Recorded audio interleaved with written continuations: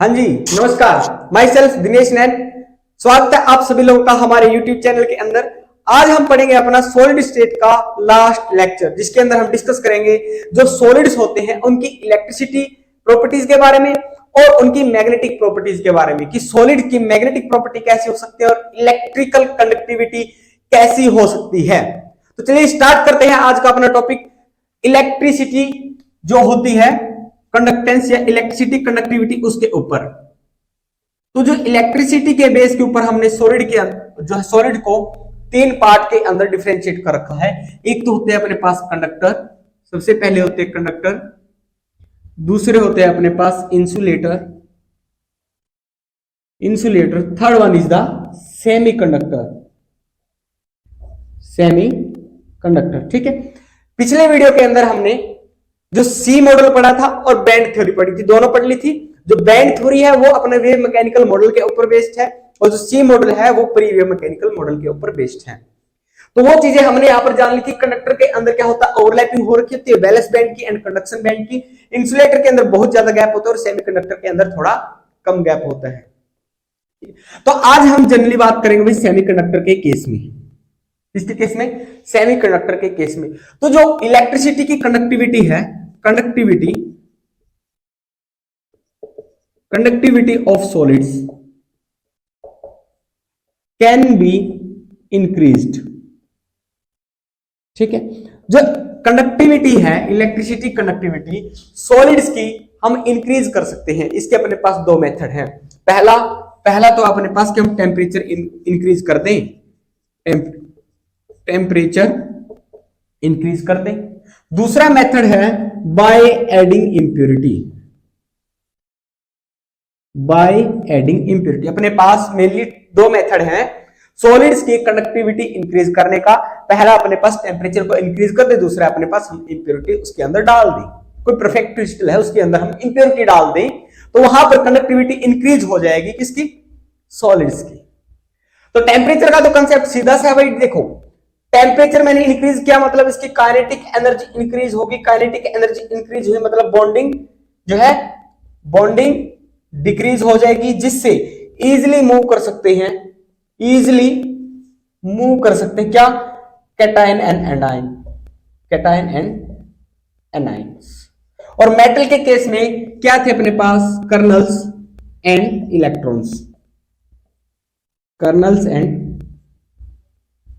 Electrons. ये metal के case में आ जाएंगे। ठीक है, तो अब बात आती है बाय एडिंग इंप्योरिटी। इसकी देखिए, हम जो अपने पास ग्रुप 14 है, इसके अंदर अपने पास एलिमेंट्स आते हैं सिलिकॉन एंड जर्मेनियम। इनको हम ये मान के चलते हैं कि ये नियरली अबाउट परफेक्ट क्रिस्टल है, बनाते हैं, बनाएंगे। तो जब परफेक्ट क्रिस्टल है, इनके अंदर बॉन्डिंग भी अच्छी होगी, तो ये इजीली इलेक्ट्रिसिटी को कनेक्ट हो सकता है, करते हो, लेकिन इतनी ज्यादा इनकी कंडक्टिविटी नहीं मिलेगी। तो हम क्या कर सकते हैं, इनके अंदर इंप्योरिटी ऐड कर सकते हैं।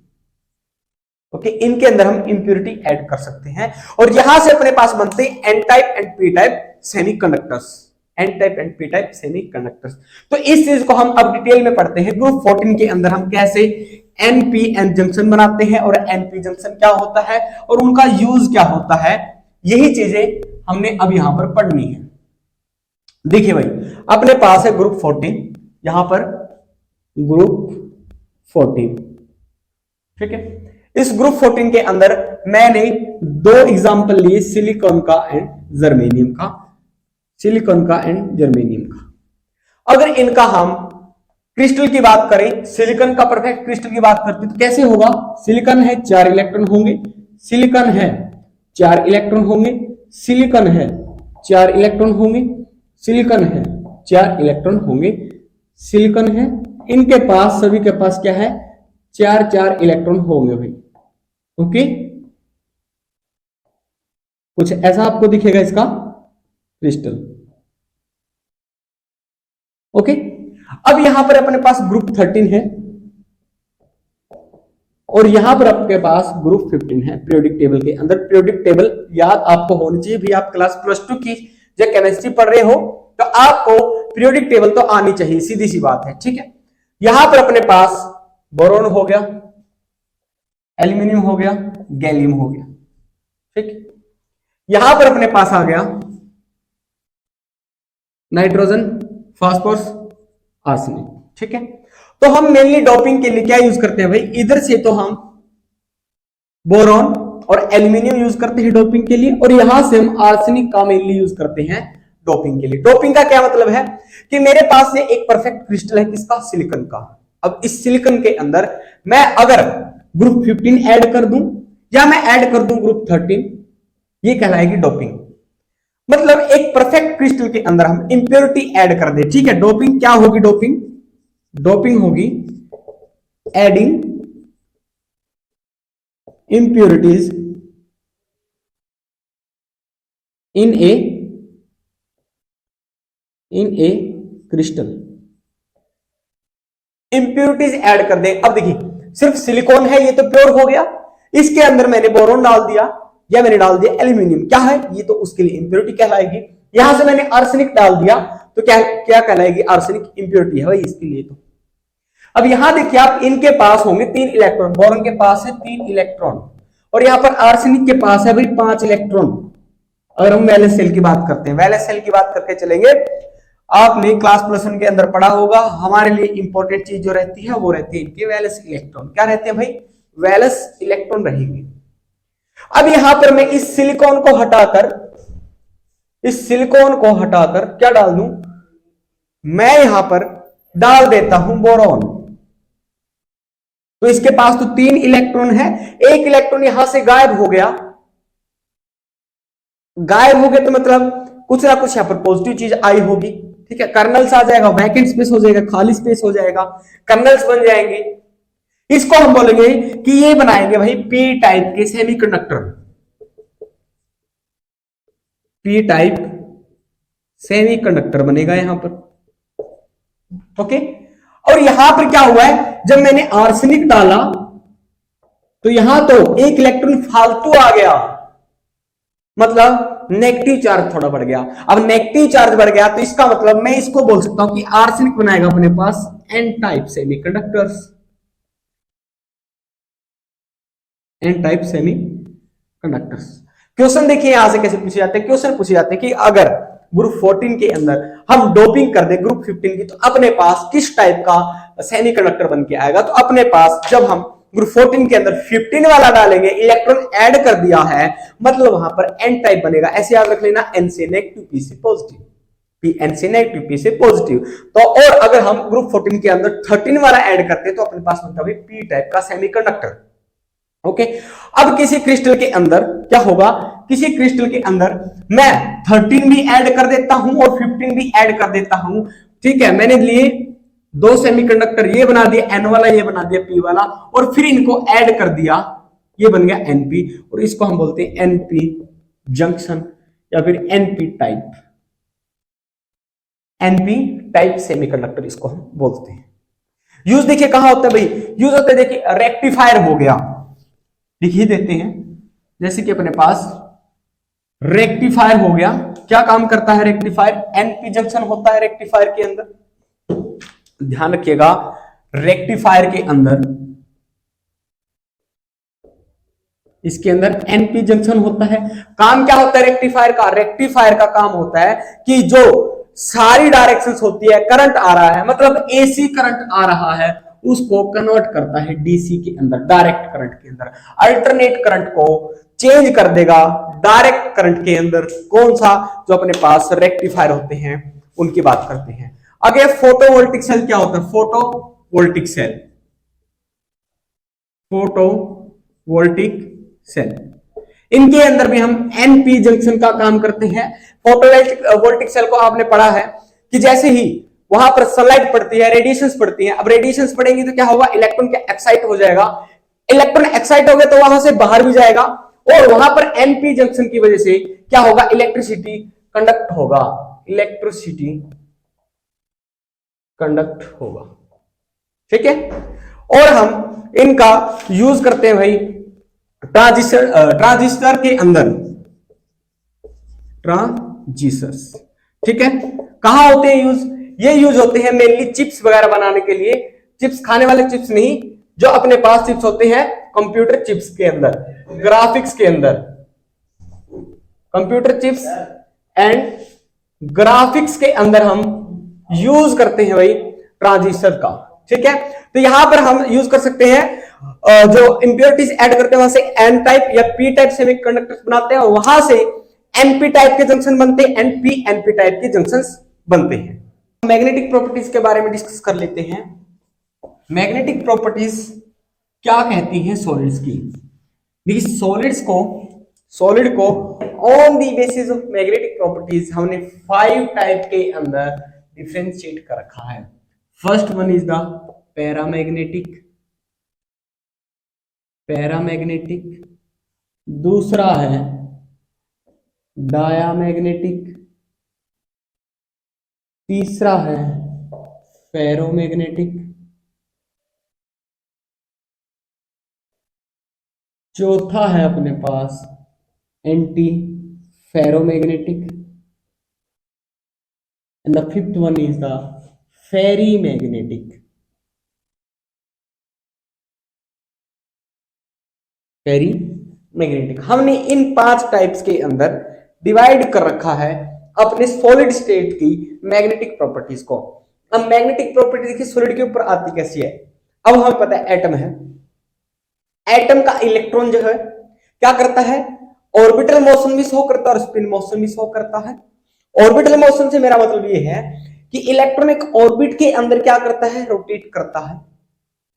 और जब कोई पार्टिकल रोटेट कर रहा है उसके ऊपर हम राइट हैंड थंब रूल लगाते हैं। अगर वो इस डायरेक्शन में रोटेट करेगा तो क्या करेगा, मैग्नेटिक फील्ड जनरेट करेगा। और मैग्नेटिक फील्ड कहां जनरेट करेगा, अपसाइड के ऊपर। तो मतलब ऐसे कोई इलेक्ट्रॉन अगर रोटेट कर रहा है तो उसका मैग्नेटिक फील्ड अपर साइड के ऊपर होगा। तो यहां से मैग्नेटिक फील्ड आ गया। दूसरी बात, इलेक्ट्रॉन स्पिन मोशन भी शो करता है, मतलब अपनी एक्सिस के ऊपर घूमता है और घूमता घूमता ऑर्बिट के अंदर घूमता है। अब स्पिन के अंदर भी ये चार्ज है, चार्ज अगर अपनी एक्सिस के अलोंग क्या कर रहा है, रोटेट कर रहा है, तो यहां पर भी राइट हैंड थंब रूल लगाएंगे तो मैग्नेटिक फील्ड अपर साइड बनेगा, ठीक है। तो यहां पर स्पिन और ऑर्बिट कपलिंग होती है, यहां पर मैग्नेटिक फील्ड बनता है। कईयों के अंदर नहीं होती है, वो अलग केस आप इनऑर्गेनिक के अंदर पढ़ते हो, जब हम क्या पढ़ते हैं, कोऑर्डिनेशन कंपाउंड पढ़ते हैं कि कहां पर होगी कपलिंग, कहां पर नहीं होगी, ठीक है। उसके बाद छोड़ देते हैं, अभी यहां जरूरत ही नहीं है इतना डीपली क्यों जाना। तो सिर्फ इतना समझो कि जो ऑर्बिट है, इलेक्ट्रॉन का ऑर्बिट घूम रहा है, तो यहां से मैग्नेटिक फील्ड जनरेट हो गया। और जो इलेक्ट्रॉन अपनी एक्सिस के ऊपर घूम रहा है, यहां पर भी मैग्नेटिक फील्ड जनरेट हो गया। अब वो मैग्नेटिक फील्ड अलग अलग तरीके से जनरेट हो सकता है। कहीं पर वो पैरामैग्नेटिक शो करेगा, कहीं डायामैग्नेटिक, कहीं फेरो, कहीं एंटी फेरो, कहीं फेरीमैग्नेटिक शो करेगा। अब जो पैरामैग्नेटिक होता है इसके ऊपर अगर हम एक्सटर्नल क्या करते हैं, एक्सटर्नल मैग्नेटिक फील्ड लगाते हैं, एमएफ, ठीक है। एक्सटर्नल जब मैंने इसके ऊपर मैग्नेटिक फील्ड लगाया तो क्या होता है भाई, ये अट्रैक्ट कर लिए जाते हैं, attracted towards external magnetic field. और जो डायमैग्नेटिक होते हैं ये रिपेल करे जाते हैं भाई, रिपेल,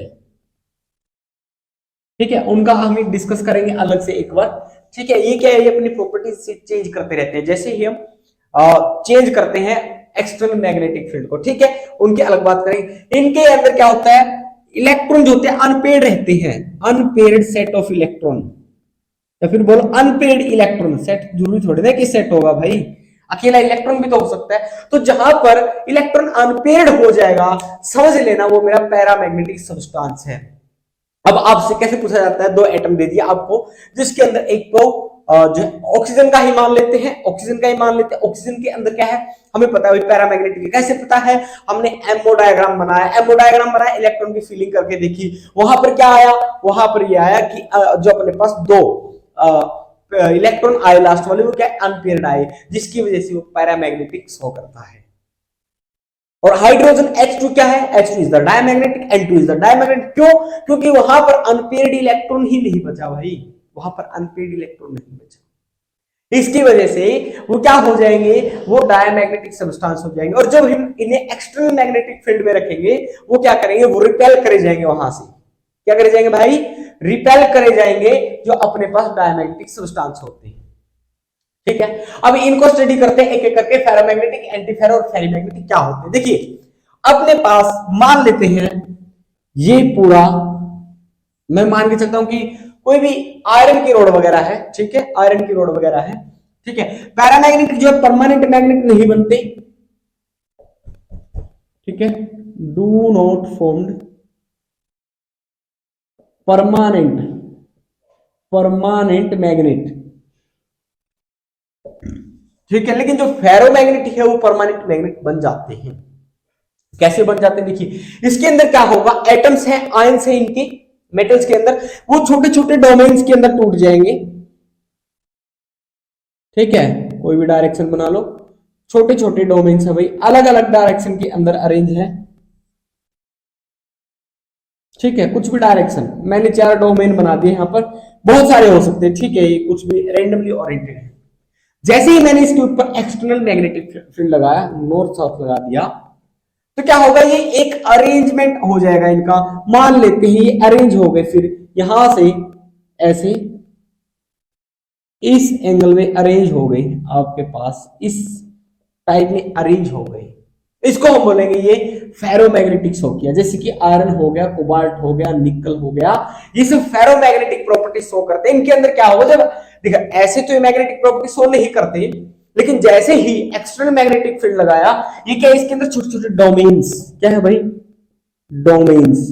पहले तो डोमेन्स के जो नेट मैग्नेटिक फील्ड बन रहा था वो जीरो बन रहा था, जब हमने एक्सटर्नल मैग्नेटिक फील्ड नहीं लगाया। जब मैंने लगाया तो क्या हुआ, ये डोमेन से एक अलाइन हो गए, एक तरीके से क्या हो गया, इनका जो है सिस्टमैटिक स्ट्रक्चर बन गया, जिसकी वजह से मैग्नेटिक फील्ड शो करने लगे, और ऐसे सब्सटेंस को फेरोमैग्नेटिक सब्सटेंस बोलते हैं। ठीक है भाई, इनको क्या बोलेंगे, ऐसे को हम फेरोमैग्नेटिक सब्सटेंस बोलते हैं। अब एंटी फेरो के अंदर क्या होगा, फेरो के अंदर भी यहां पर क्या है, अपने पास डोमेन पड़े हैं, डोमेन्स के अंदर रेंडमली ओरिएंटेड पड़े हैं, आयंस जो है रेंडमली ओरिएंटेड पड़े। कब तक, जब तक मैंने एक्सटर्नल मैग्नेटिक फील्ड इनके ऊपर नहीं लगाया। जैसे ही मैंने एक्सटर्नल मैग्नेटिक फील्ड लगाया, नॉर्थ साउथ यहां पर लगाया, तो ये इन्होंने क्या किया, दो मान लेते हैं ऊपर की तरफ अलाइन हो गए अपने पास ये, और दो नीचे की तरफ अलाइन हो गए। डोमेन्स की बात करते हैं, ठीक है। अगर मैं एक डोमेन को यहां पर एक एरो से दिखाता हूं, तो यहां हो गया एक डोमेन ऊपर, एक डोमेन नीचे, एक ऊपर, एक डोमेन नीचे, ऐसे दिखा सकता हूं एक डोमेन को। यहां पर देखिए, इस डोमेन का रिजल्ट ये वाला कैंसिल कर दे रहा है, इसका रिजल्ट ये वाला कैंसिल दे रहा है। ओवरऑल रिजल्ट क्या आया, ओवरऑल रिजल्ट जो मैग्नेटिक फील्ड का आया वो जीरो आया। तो यहां पर डायपोल मोमेंट जीरो रहेगा, किसके अंदर, एंटी फेरो के अंदर। एंटी फेरो के अंदर मैग्नेटिक फील्ड जो भाई जीरो रहता है। क्या रहेगा, जीरो रहेगा। अगर मैं मैग्नेटिक फील्ड की बात करता हूं, एंटी फेरोमैग्नेटिक सब्सटेंस के अंदर जीरो हो जाएगा। ठीक है, फेरी की सुन लो कहानी। फेरी क्या कहता है, फेरी ये कहता है कि सेम वही बात अभी, जब तक मैंने मैग्नेटिक फील्ड नहीं लगाया तो ये क्या है, रेंडमली ओरिएंटेड पड़े हुए हैं, किसी को किसी से कोई लेना देना नहीं है। ये डोमेन कहीं पर भी रेंडमली ओरिएंटेड पड़े हैं। ठीक है, मैं अब यहां 2 दिखा रहा हूं, ठीक है, ज्यादा भी हो सकते हैं आयंस, क्या फर्क पड़ता है, इस चीज से कोई फर्क नहीं पड़ता। ठीक है, इनकी कोई डायरेक्शन नहीं है, लेकिन जैसे ही नॉर्थ साउथ मैंने लगाया, मान लेते हैं अपने पास जो पहले 3 है वो ऊपर की तरफ ओरिएंटेड हो गए। ठीक है, जो डोमेन है ऊपर की तरफ चले गए, और लास्ट वाला डोमेन जो है नीचे की तरफ मैग्नेटिक फील्ड अपना शो करेगा। ये ऐसे ओरिएंट हो गए। ठीक, अभी डोमेन वगैरह क्यों ओरिएंट होते हैं, ये नेचर होता है पार्टिकल्स का। क्या होता है, ये नेचर्स होते हैं, ये नेचर के ऊपर डिपेंड करता है। तो जब ये ऐसे डोमेन होगी, तो मैं अगर यहां पर दिखाना चाहूंगा आप लोगों को, तो ये 4 डोमेन है अपने पास, एक डोमेन ऊपर, दूसरा डोमेन ऊपर, तीसरा ऊपर, चौथा नीचे।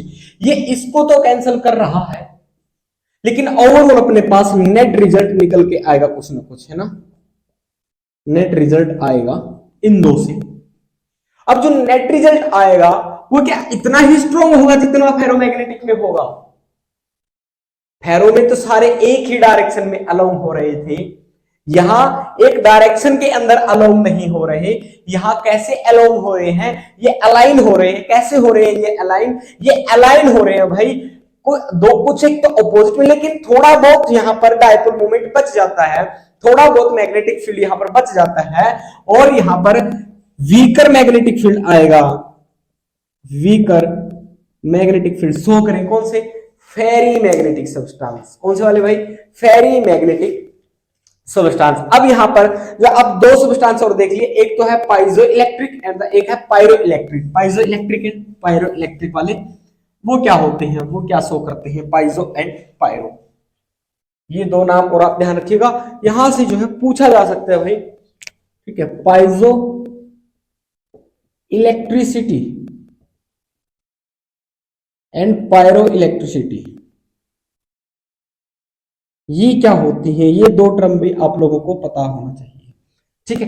कोई सॉलिड अगर इलेक्ट्रिसिटी की कंडक्टिविटी शो नहीं कर रहा, मैं जैसे ही इसके ऊपर प्रेशर बढ़ा देता हूं, ठीक है, यहां पर क्या करेंगे, एक्सटर्नल प्रेशर डाल देंगे, ठीक है। We use external pressure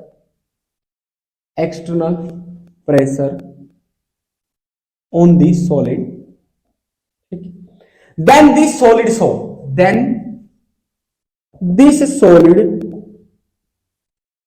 shows conductivity। इसी को हम बोलते हैं भाई पाइजो इलेक्ट्रिसिटी या पाइजो इलेक्ट्रिसिटी कंडक्टिविटी।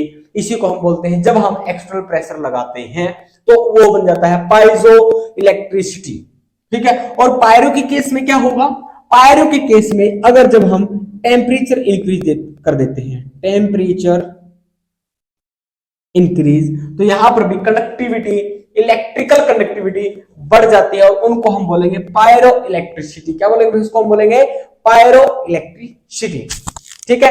तो यहां पर भाई अपने पास जो सॉलिड स्टेट है वो आपका कंप्लीट हो गया है, और इसके क्वेश्चंस करने के लिए आप जो अपनी डीपीपी वाली सीरीज जो है उसे देखिएगा, उसे कंटिन्यू सभी बच्चों को देखना है जो एग्जाम्स की प्रिपरेशन कर रहे हैं। वहां पर हम डेली के 5 क्वेश्चंस आप लोगों के लिए लेके आ रहे हैं, ठीक है, ताकि आपकी कंटिन्यूटी बनी रहे। और मैंने वहां पर सब कुछ आप लोगों को समझा रखा, अगर आप उस सीरीज को स्टार्टिंग से देखोगे। तो भाई मिलते हैं अगले चैप्टर के अंदर, तब तक के लिए जय हिंद।